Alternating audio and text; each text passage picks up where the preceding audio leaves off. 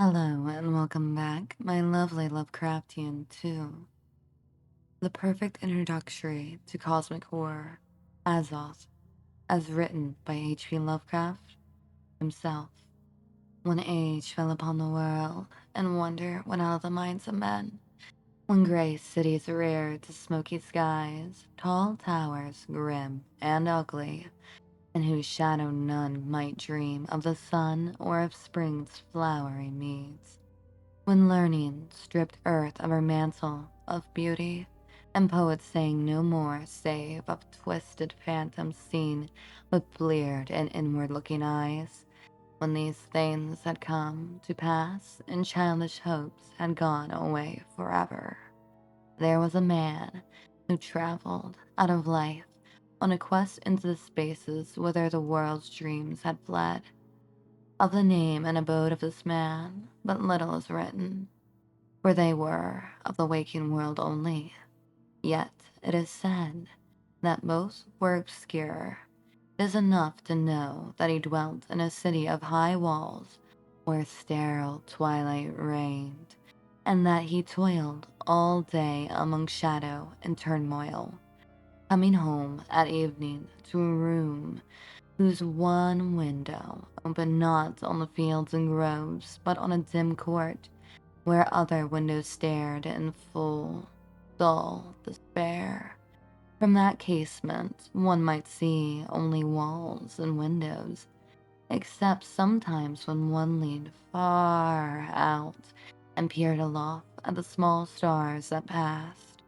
And because mere walls and windows must soon drive to madness a man who dreams and reads much, the things beyond the waking world and the grayness of tall cities, after years he began to call the slow sailing stars by name and to follow them in fancy when they glided regretfully out of sight.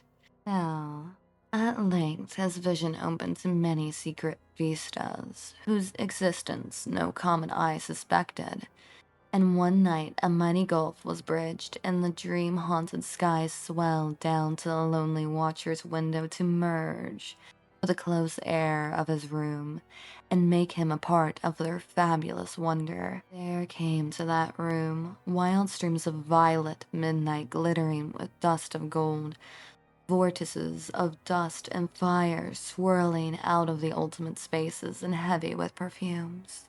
From beyond the worlds, opiate oceans poured there, litten by suns that the eye may never behold, and having in their whirlpools strange dolphins and sea nymphs of unrememberable deeps. Noiseless infinity eddied around the dreamer and wafted him away without even touching the body that leaned stiffly from the lonely window.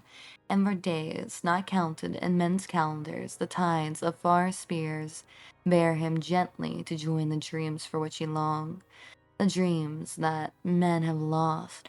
And in the course of many cycles, they tenderly left him sleeping on a green sunrise shore, a green shore fragrant with lotus blossoms and starred by red camelots.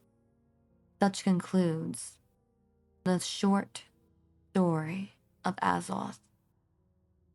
The writer could have made the story short, for our protagonists may have had a short life. This story shares two things in common: unimaginable horror and harsh reality. The dreamer could be, and is hinted to be, an opiate user, a popular drug of its time, and that would drive one mad with dreams of delirium, and often led them to a peaceful good night that they would not ever wake from. However, Lovecraft himself said he never partook in any of these substances, though it is theorized that he might have. On the other hand, they are called unimaginable horrors for a reason. Well, my lovely Lovecraftians, what are your theories on the tale of Azeroth? Do you believe he truly lurks in nightmares and in between cosmic spaces? Or is this an opium delirium? Let me know in the comments below, and until next time, bye bye.